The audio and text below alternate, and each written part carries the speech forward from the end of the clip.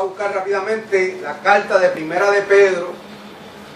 Primera de Pedro, capítulo 2, versículo 9. Con esto vamos a comenzar este estudio en el día de hoy. Muy importante que escudriñemos las Escrituras. Lo voy a leer de la versión Reina Valera de 1909 porque es una de las versiones que más entendemos y es, ¿verdad?, es bien saludable que usemos lo que nosotros entendemos para poder desarrollar el conocimiento y luego podemos entrar en otros lenguajes. Amén. Aleluya. Y como la palabra es Kadosh, la palabra Kadosh significa santa, lo leemos en el nombre de Yeshua HaMashiach. Y usted dice, amén. Mas vosotros sois linaje escogido, real sacerdocio, gente santa, pueblo adquirido, para que anunciéis las virtudes de aquel que os llamó de las tinieblas a su luz admirable. Se puede sentar. Y estaremos estudiando hoy bajo el tema ¿qué es el Evangelio? Ese es el tema de esta preciosa hora. Le damos saludos a las personas que nos están viendo a través de la internet. Soy el Roé Luis Rodríguez, para los que no me conocen. Y queremos traer una gran información que necesitamos porque han sucedido muchas cosas. En nuestra generación de estos últimos años, me refiero a los 1900 y a los 2000, se han dado muchas definiciones de lo que es el Evangelio. Algunos dicen que el Evangelio es las buenas nuevas, otros dicen que el Evangelio son buenas noticias, otros dicen que el Evangelio es la noticia de salvación. Pero hoy vemos que es el Evangelio y a quién le refieren el anuncio de salvación. ¿Qué es el Evangelio y a quién le refieren el anuncio de salvación? Vamos a comenzar con la historia de un pueblo que fue elegido por el Eterno. La historia del pueblo de Israel. Todos conocemos la historia del pueblo de Israel.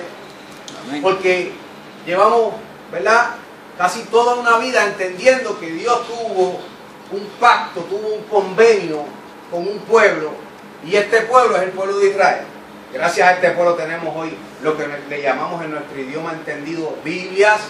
Gracias a este pueblo tenemos también el testimonio de Yeshua HaMashiach, que viene de una de sus tribus. Podemos comprender todas las cosas porque gracias al conocimiento de este pueblo que nosotros tenemos sobre ellos es que entendemos algo del Evangelio. Pero el apóstol Pablo nos decía, en parte conocemos y en parte profetizamos. O sea, partes, porque todavía faltan unas piezas. Y no es casualidad que el apóstol Pablo, o Shaul, como se llama en hebreo, haya escrito esto, porque esto fue bueno para aquel pasado, es bueno para nosotros en este presente, esas palabras, y serán buenas para un futuro, porque después de nosotros vendrán otras generaciones si Mashiach no llega. Amén. En este tiempo. Amén. Aleluya. Ok. En esta historia nos damos cuenta que este pueblo estaba en la ciudad de Egipto, en el país de Egipto. Sabemos que ellos estaban clamando porque ellos estaban en una esclavitud. Sabemos que ellos eran esclavos de los egipcios, eso todo el mundo lo sabe. Pero sabemos que Dios o Yahweh o el Eterno había hecho silencio en ellos por 400 años y no es casualidad que más adelante suceda lo mismo, antes del libro de Mateo, que 400 años también el Eterno hizo silencio nuevamente. Aleluya. O sea, yo quiero que usted entienda en el día de hoy que los ejemplos bíblicos son en un sistema cíclico. El sistema de Dios o el sistema del camino a la salvación no es un camino recto, sino es un camino cíclico. Según usted vaya caminando en este evangelio, usted se va a encontrar con los mismos tropiezos mientras los va superando. Una vez que usted los supere, usted no los va a volver a ver y sucesivamente. Esto fue lo que pasó con este pueblo. Pero no me quiero salir del tema porque el tema es ¿qué es el evangelio? Y el evangelio, nos damos cuenta que tiene que ver con el pueblo de Israel. Estas personas, según nos cuenta el libro de los Éxodos, nos dice que ellos tuvieron en cautiverio, vuelvo y repito, para que no se le olvide, y ellos hicieron una aclamación. Pero dice la palabra que hubo un niño llamado Moisés, ¿verdad? Moshe en hebreo, que fue arrojado en el río Nilo en una cesta, ¿verdad? En una canasta muy bien fabricada para que flotara, impermeabilizada con brea, para que este niño no se ahogara, porque el faraón, que no conocía a José, el gobernador que hizo entrar el pueblo de Israel a Egipto, ya este próximo faraón no lo conocía, nos dice el libro de los Hebreos. ¿Qué sucede? Este niño llamado Moisés, la palabra nos dice que fue adoptado por la hija de faraón, pero no entendemos por qué este niño, entendiéndose que había una ley en todo Egipto que los niños de los hebreos de tal edad en adelante tenían que ser matados, si era varón, tenían que ser muertos. ¿Por qué la hija de faraón recoge a este niño y lo adopta? Sabemos, a lo que hemos profundizado un poco más, que en aquellos tiempos los reinos paganos tenían dioses. Sabemos que Egipto era politeísta, tenían diferentes tipos de dioses. Y uno de estos dioses era el dios Inki, que estaba en las profundidades de las aguas. Al Moisés haber sido hallado flotando, la historia de estos hombres que tenían este tipo de dioses se refieren a Moisés, que había sido hallado inocente, porque el Dios de las profundidades, como ellos le llamaban también del Seol, lo había hallado justo e inocente de la penalidad de muerte de Faraón. Pero cuando no escudriñamos la historia, la palabra del Señor se nos hace limitada y el entendimiento se nos sella. ¿Por qué? Porque no sabíamos estas cosas. Pero cuando recurrimos a la historia de los demás pueblos y nos preguntamos cómo esta mujer, sabiendo que su padre ha decretado una historia o una ley, un decreto, para que todos los niños que le nacieran a los hebreos, si eran varones, se le diera muerte, la hija desobedece esta ley. No hubo desobediencia. Lo que hubo fue una justificación según la ideología o la teología del antiguo Egipto. Ahora bien, no me quiero detener ahí, quiero seguir hacia adelante porque quiero desarrollar rapidito lo que es el Evangelio. La palabra nos dice que este hombre crece en el palacio de Faraón. No es casualidad. Muchos historiadores dicen que en Egipto se encuentran muchos secretos de la civilización escritos en jeroglíficos egipcios y en simbolismos como ellos escribieron. O sea, tenía que ser preparado, número uno, este líder para poder llevar un liderazgo. Tenía que ser preparado tanto en conocimiento, tenía que ser preparado tanto en la rama social en cual él se encontraba de una alta jerarquía, tenía que ser preparado en liderazgo porque era parte de la familia real. O sea que tenía que estar cerca del conocimiento de cómo liderar un pueblo o cómo liderar una nación. La palabra nos enseña, y todos sabemos, ¿verdad? La historia, voy a caminar un poquito más rápido, que este hombre pues tuvo un encuentro con Yahweh, tuvo un encuentro con Dios, y sabemos que este hombre ayudó al pueblo, fue para donde Faraón, trató de libertarlo muchas veces. Yahweh mismo le dijo que él iba a endurecer el corazón de ese rey, de ese Faraón, para que él no dejara salir a su pueblo. ¿Por qué? Porque él se quería manifestar. Él quería enseñarle tanto a los egipcios como al pueblo hebreo que Yahweh era un Dios poderoso, no era como el Dios ciego que le servían los egipcios, y por consecuencia también Israel estaba haciendo lo mismo. Mucha gente no sabe eso. Por eso es que vemos más adelante cuando Yahweh hace todas las cosas positivas para que ellos salgan de la tierra de Egipto. Vemos más adelante que cuando Moisés va a buscar o a encontrarse con Yahweh, ellos lo primero que hacen es un mediador, y es lo que ellos estaban acostumbrados a ver en Egipto, que los dioses de Egipto eran los mediadores al Dios supremo llamado Ra, R-A, el Dios supremo de los egipcios. Por eso es que usted ve que cuando Moisés está en el Sinaí, pasan 40 días, él no baja, ellos piensan que él ha muerto, y le piden a Aarón hacer una figura para idolatrarla, porque era lo que ellos habían aprendido. Y tenemos que entender que estas personas, como muchos de nosotros, hemos sido enseñados a unas creencias, las cuales no son las creencias que Yahweh nos enseñó desde el principio. Por eso es que usted ve que el Dios que se le dice en el Antiguo Testamento se menciona el Dios de Abraham, Isaac y Jacob. ¿Y qué pasó con José? ¿Y qué pasó con las otras tribus? ¿No era el Dios de ellos? Pero era la limitación que ellos habían tenido porque 400 años vivieron en sus generaciones dentro de Egipto. Ahora bien, ellos hacen una idolatría, Yahweh se enoja, le dice a Moisés, mira lo que hace tu pueblo. Están idolatrando, ni siquiera entendiendo, ¿verdad?, en el principio lo que se va a hacer con ellos.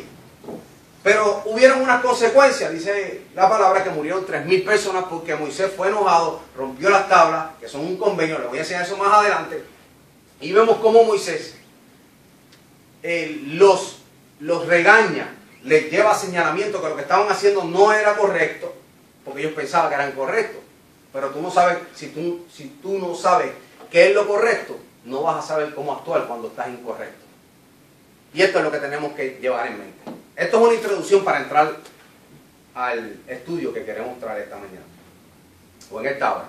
Ok, dice la historia de los Éxodos que Moisés cogió el ídolo que ellos estaban adorando, lo molió, lo echó en las aguas y ese día, como consecuencia, murieron 3 personas. ¿Cuántos saben que la paga del pecado es muerte?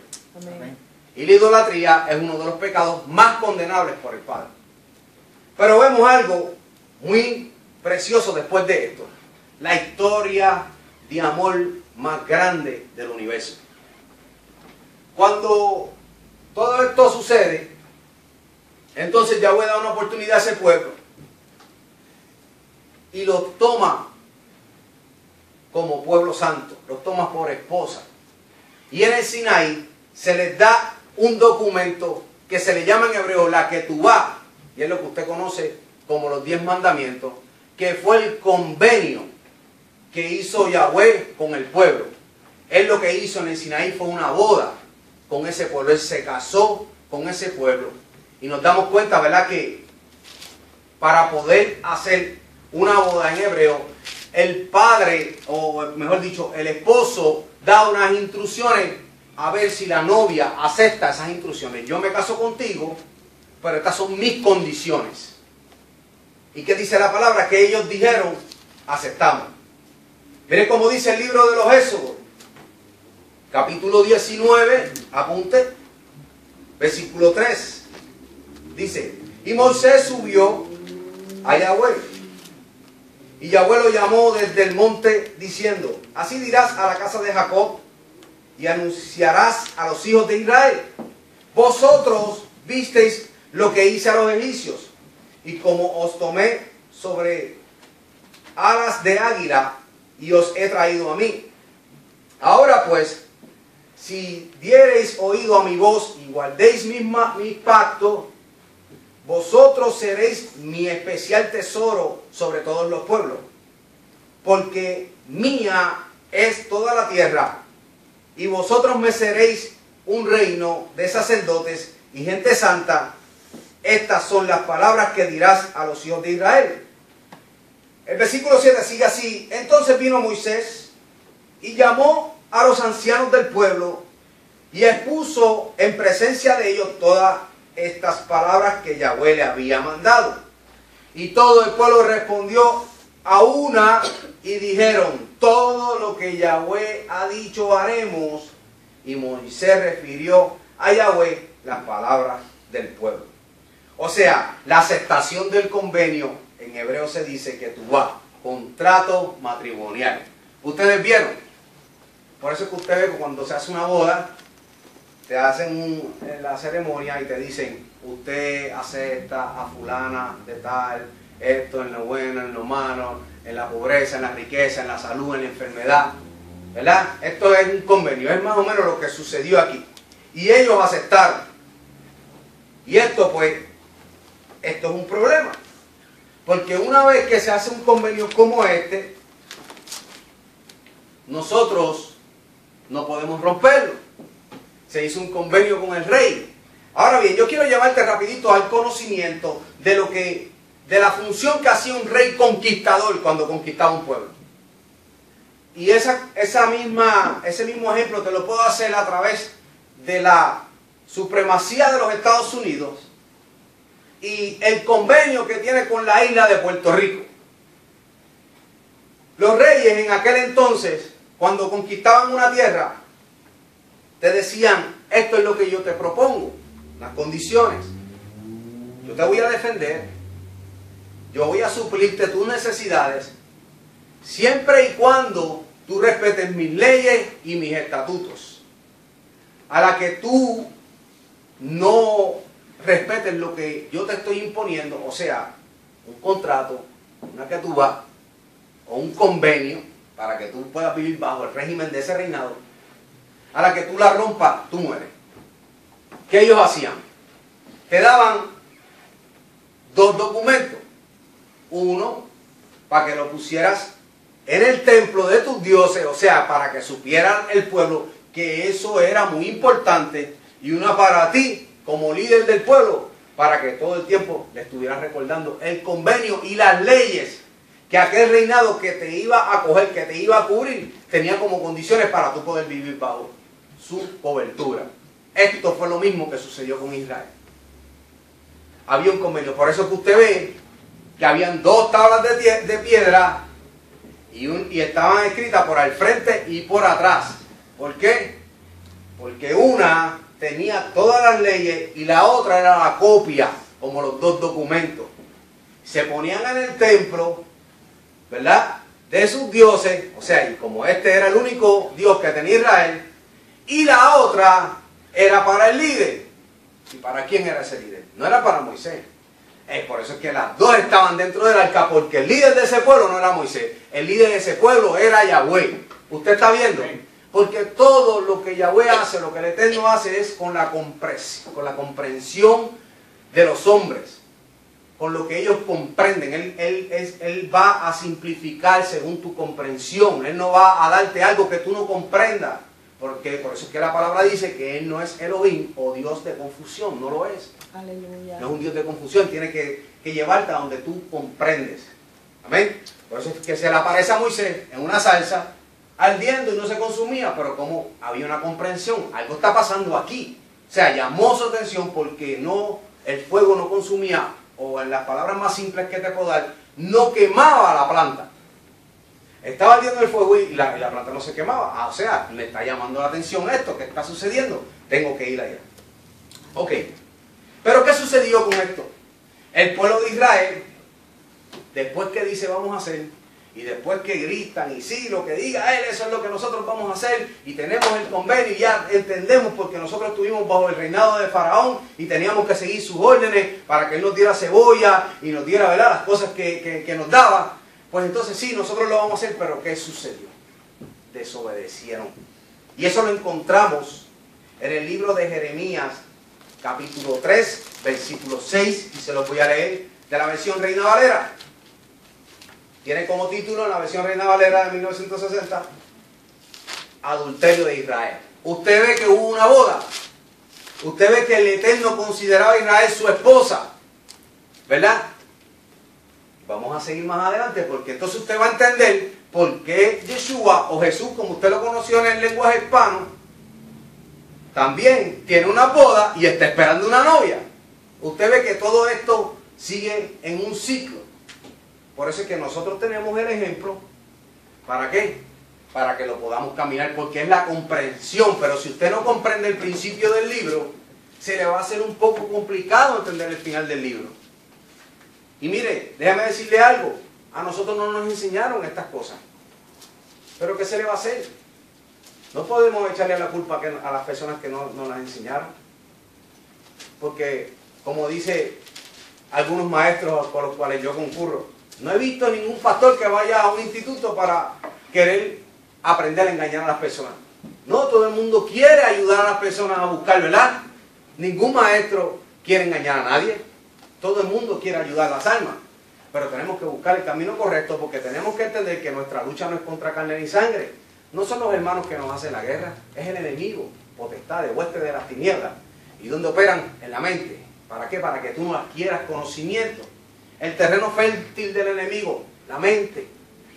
Tenemos que entenderlo. Ok, Jeremías capítulo 3, versículo 6, versión Reina Valera, dice: Yahweh exhorta a Israel y a Judá al arrepentimiento. Versículo 6.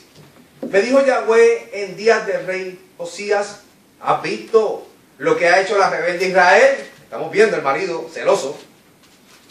Ella se va sobre todo monte alto y debajo de todo árbol frondoso y allí fornica. La palabra fornicación que se usa en este versículo bíblico, Jeremías 3, versículo 6, lo vemos en el diccionario Strong, senut. La palabra fornicación es senut. Strong 2184. Y viene del Strong 2181. O sea, da la referencia para explicarlo. Muy bien alimentado, por lo tanto desenfrenado, o sea, glotón, cometer adulterio, por lo general de la mujer. O sea que se está hablando de el capítulo bíblico. Y hay estos tres puntos: idolatría, infidelidad y apartarse. ¿Estamos entendiendo? Eso es lo que significa la palabra senut, fornicación, en esta versión de la palabra. Versículo 7. Y dije: después de hacer todo esto, se volverá a mí, pero no se volvió. Y vio su hermana, la rebelde Judá, estamos hablando de los dos reinos, ella vio que por haber fornicado la rebelde Israel, o sea, el reino del norte, escúcheme, el reino del norte, yo la había despedido y dado carta de repudio, o sea, de divorcio. Pero tuvo temor la rebelde, pero no tuvo temor la rebelde Judá, su hermana, sino que también fue ella y fornicó. Y sucedió que por juzgar ella cosa liviana su fornicación, o sea, no, se quiso como de justificar, yo estoy en la gracia. La tierra fue contaminada y adulteró con la piedra y con el leño, o sea, con los dioses que se hacían en aquellos tiempos. Ahora vemos lo que dice Pablo en la carta dirigida a los romanos. Pero antes de que empecemos en Pablo, yo quiero que usted vea, ¿verdad?, como Israel se le dio carta de divorcio. Ahora usted va a entender qué es el evangelio. Ok. Israel, el reino del norte; Judá, el reino del sur. Tuvimos un pueblo en Egipto, tuvimos un pueblo en el desierto completo, tuvimos un pueblo con los primeros tres reinados, Saúl, David y Salomón, pero después de ahí se dividieron en dos pueblos. Ahora, ¿qué sucede? Israel es el reino del norte, se le llama la casa de Israel, los de Efraín, los efraimitas, y Judá, el reino del sur. Entonces, al reino del norte se le dio carta de divorcio, pero al reino del sur no. Y ahora es que podemos entender por qué Pablo habla en el capítulo 7 del libro de Romanos, Reina Valera, de la siguiente manera. Ahora es que usted va a entender qué es el evangelio y a quién es referida la buena noticia de salvación. Vamos a leer Romanos capítulo 7, versículo 1 en adelante. El apóstol Shaul. Romanos, escuche bien, no es un libro, es una carta concerniente a la situación que estaba sucediendo en Roma. No tiene que ver nada con Gálatas, no tiene que ver nada con Corintios, no tiene que ver nada con Éfeso, no tiene que ver nada con Galacia, sino a los romanos. Si yo le escribo una carta a mi esposa, usted no puede ser tan atrevido y abrirla y leerla, porque eso no es para usted. Porque las palabras que están ahí quizás son para unas direcciones para ella y a usted no le incumben. Pero qué bueno, porque el sentido espiritual de esta carta a nosotros nos ayuda. Amén. Amén. Tenemos que entender esto. ¿Ok? Dice así: ¿acaso ignoráis, hermanos? Entre paréntesis, la Reina Valera dice: pues hablo con los que conocen la ley. ¿Estamos dando cuenta?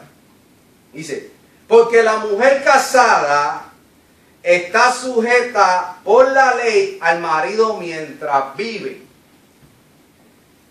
Pero si el marido muere, ella queda libre de la ley del marido. Así que si en vida del marido se uniere a otro varón, será llamada adúltera. ¿De qué ley está hablando el apóstol Shaul aquí? De la ley del divorcio, que se encuentra en el libro de Deuteronomio. Usted lo pone por ahí, capítulo 24, del 1 al 4. O sea, Shaul no está hablando de los 613 mitzvot. Saúl está hablando de lo que verdaderamente es la ley del divorcio. Y mire esto. Y se encuentra, para que ustedes conozcan de la ley, esto es una convocación, un código legal, porque acuérdense que es un convenio legal entre Israel y su esposo en el monte Sinaí, que ya habían unos decretos formulados, y dice, vamos a seguir.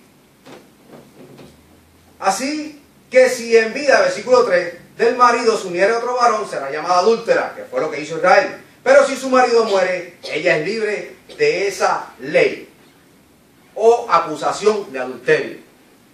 Lo puse yo entre paréntesis. Ella es libre de esa acusación de adulterio si él muere. Dice, de tal manera que si se uniera a otro marido no será adúltera. Así también vosotros, hermanos míos, habéis muerto a la ley o la acusación mediante el cuerpo de Cristo, para que seáis de otro, del que resucitó de los muertos, a fin que llevemos frutos para Elohim. Usted se está dando cuenta cómo la cosa va cogiendo sentido.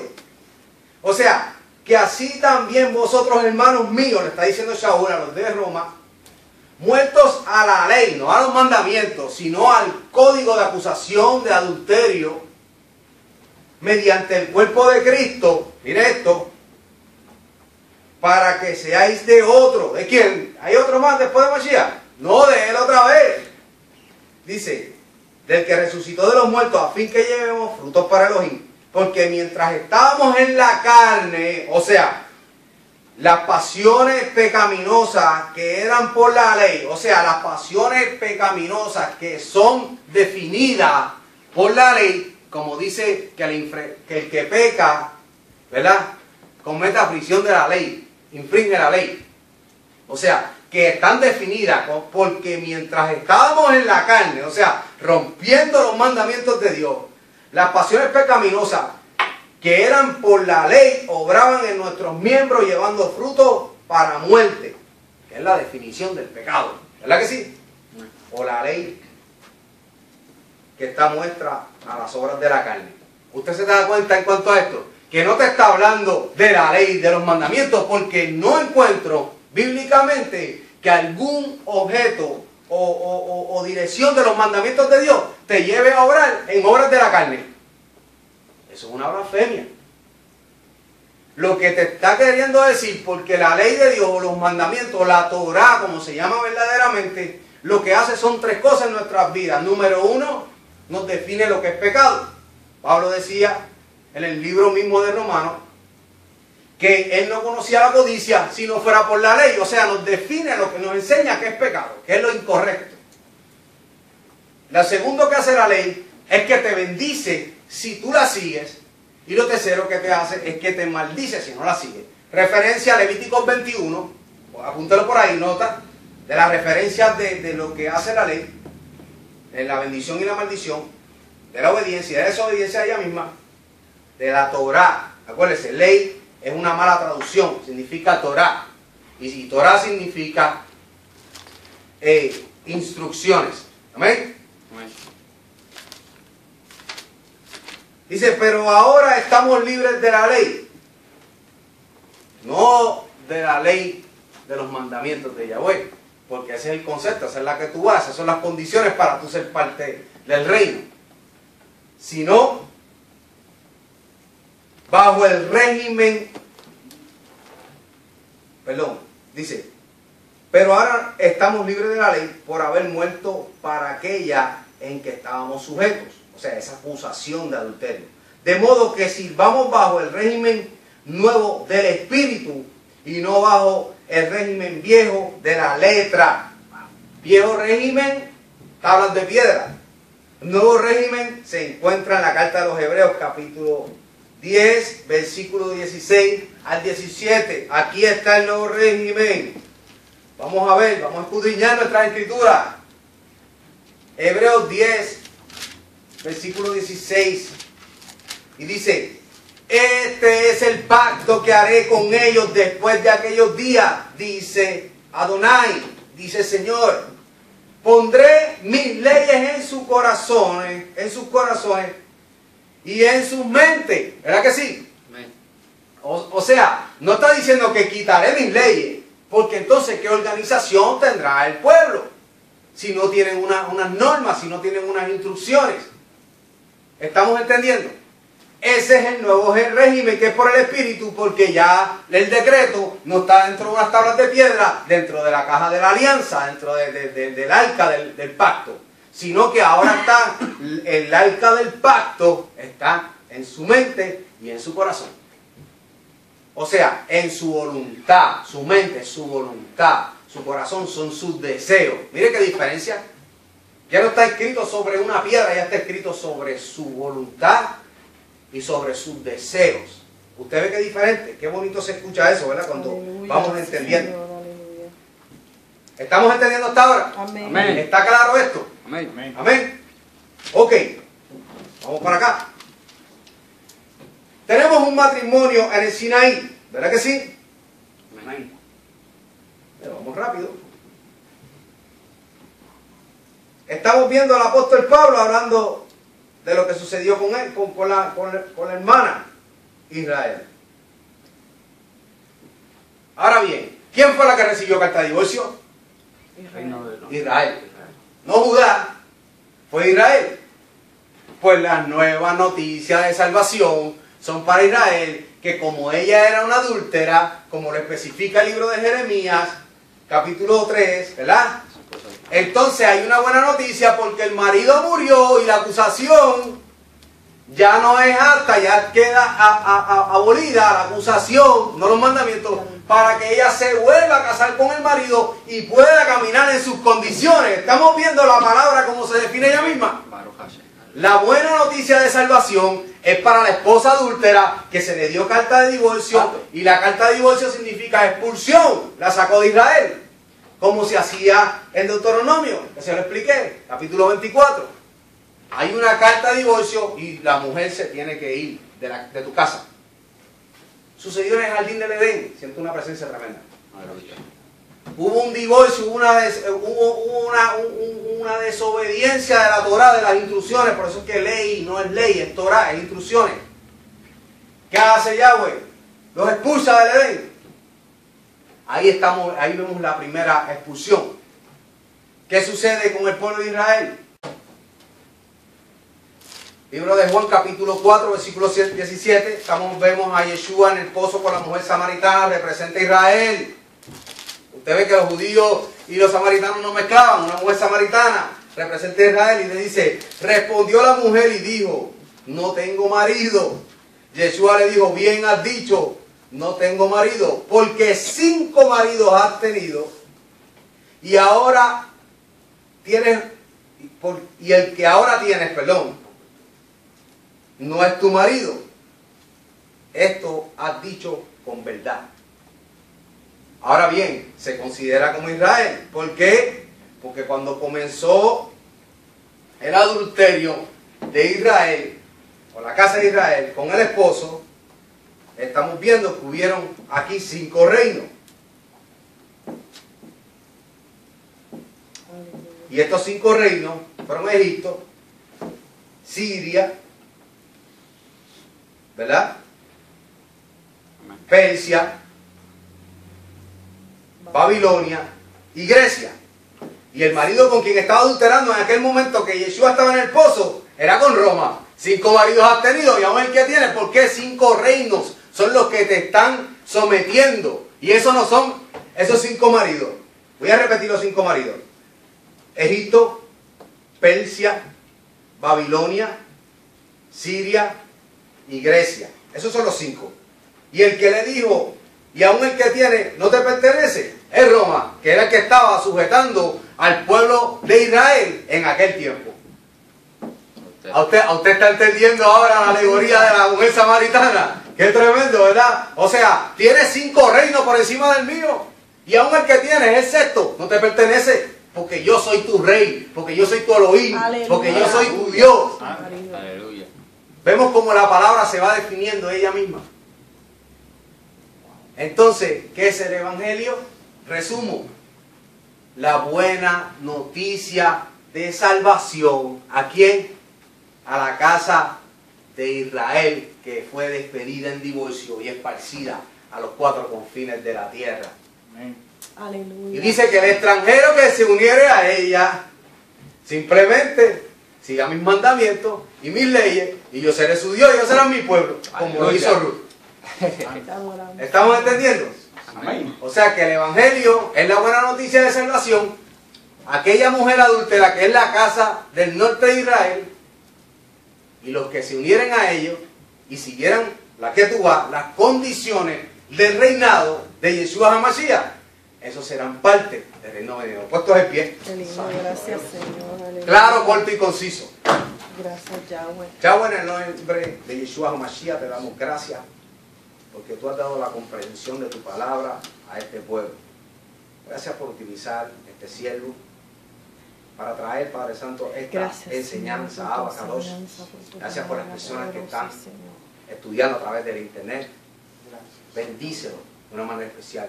Derrama tu conocimiento, porque dice tu palabra en el libro de Oseas que tu pueblo pereció porque le faltó el conocimiento, pero tú estás soltando un espíritu, derramaré mi espíritu sobre toda carne, como dijiste, Sí, Señor. a través del profeta Joel.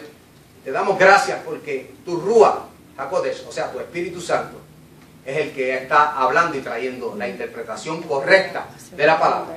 En el nombre de Yeshua HaMashiach, amén, amén y amén. Gracias Señor, aleluya.